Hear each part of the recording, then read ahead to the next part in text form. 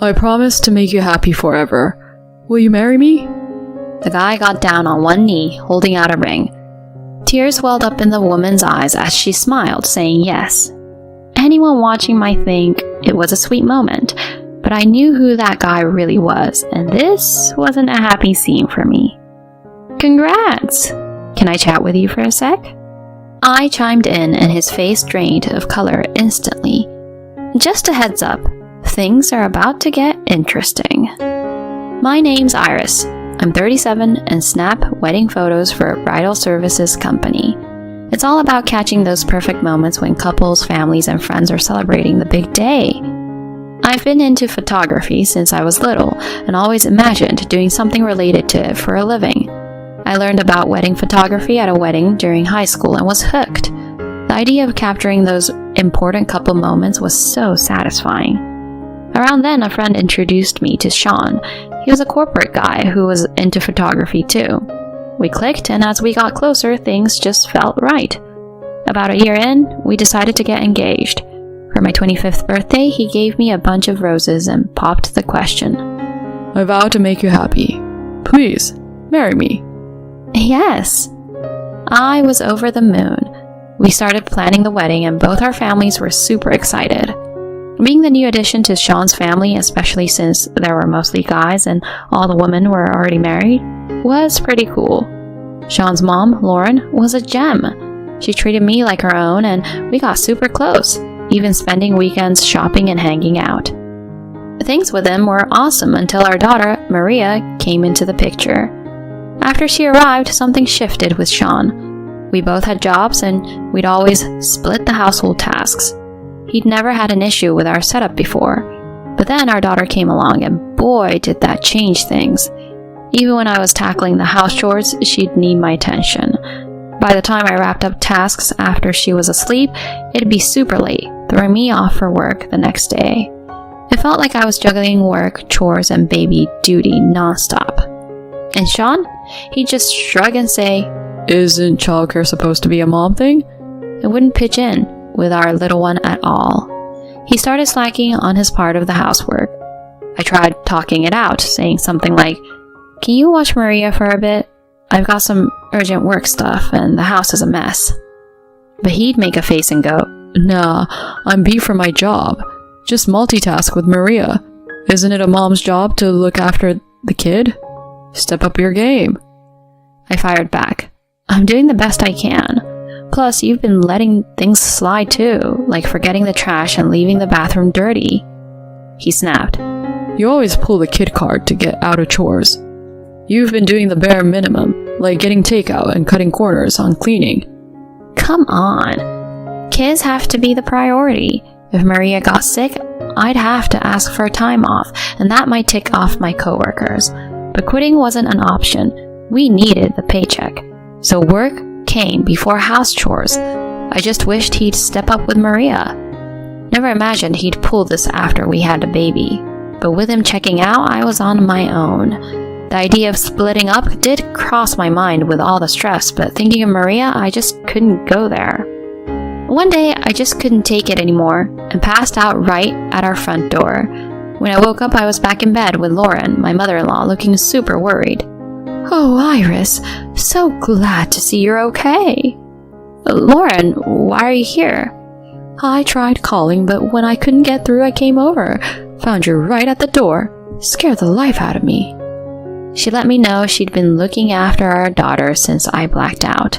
Tears streamed down my face as I spilled everything about Sean's lack of help with our daughter and around the house. She was livid, calling up her husband. In no time, my father-in-law Mike showed up, apologizing for Sean's actions. When Sean got home, boy, did he get an earful from both of them. I'd never seen them so fired up. Sean just sat there looking like a deer in headlights. After that intervention, he really stepped up with helping around the house and with our daughter.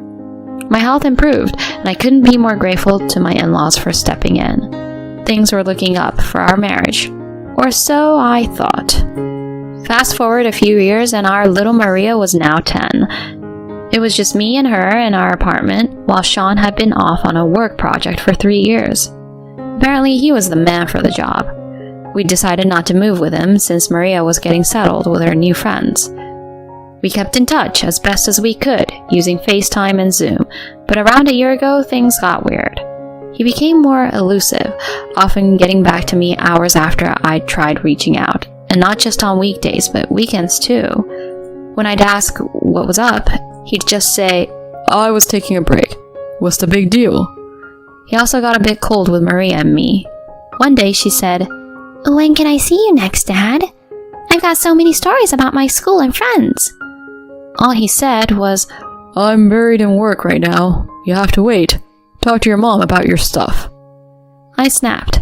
Seriously? She just wants to chat. Can't you make some time? I told you I'm snowed under. I've got no time for a chit-chat. Let's not go over this again. Clearly he wasn't into it. Even being miles away, he had always sent gifts for Maria's birthdays and holidays. But recently he started using excuses like not knowing what to get or being short on cash.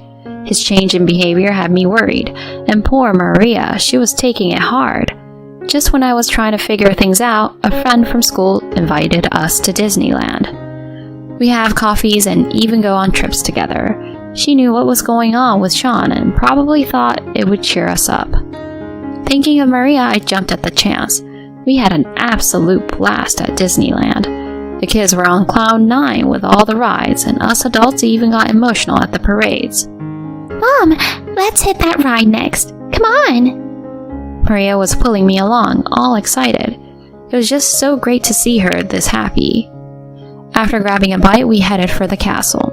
When we got there, there was this crowd all buzzing about something. People were saying, "How romantic," and "He's brave." We had to see what was up. There was this couple right in front of the castle.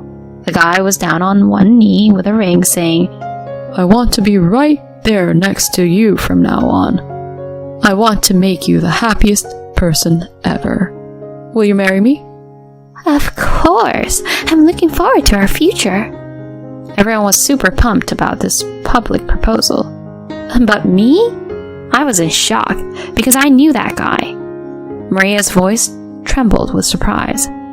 "Why is Dad proposing to a woman I've never seen?" Yup, that was my husband, Sean, down on one knee. I didn't have words for Maria. Instead, I asked my friend to keep an eye on her as I made my way over to Sean and this mystery woman. When I got close, she gave me a puzzled look and said, "Can I help you?" Sean, though, looked like he wanted the ground to swallow him whole. Keeping my cool, I said, "Hi there, I'm Iris, a wedding photographer, and you two look picture perfect. Mind if I snap a few shots?" Her face lit up. "Really? That's awesome. How about an interview for a magazine piece too?" Before Sean could say anything, she chimed in, "Absolutely." I turned on my voice recorder. Always have it with me because of work. Turns out her name's Christina, a good 10 years younger than Sean. She's even introduced him to her folks. She thought he was divorced, having escaped a terrible marriage. "He's been nothing but wonderful to me. His ex sounds like a real piece of work. I'll treat him right." I watched as Sean squirmed, then took a bunch of pictures including their new rings. After swapping contact info and promising to circle back if the magazine was interested, I left them. Back with my friend, she looked worried. "What was that about?" I just shrugged, not wanting to get into it. As Maria and I headed home, my phone blew up with calls and texts from Sean. I ignored them all. His explanations? Couldn't care less. He's going to wish he never crossed me. A couple of days later, he called, sounding panicked.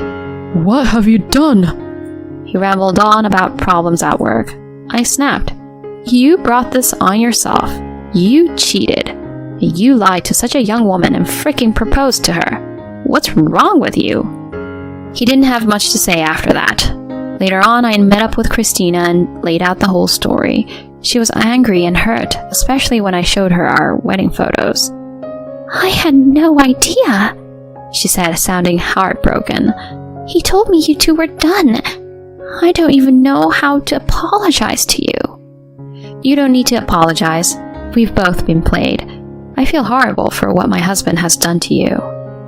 I could not blame her for what has happened. If I had discovered Sean's affair earlier, she might have been spared. She gave back Sean's ring and ended things with him.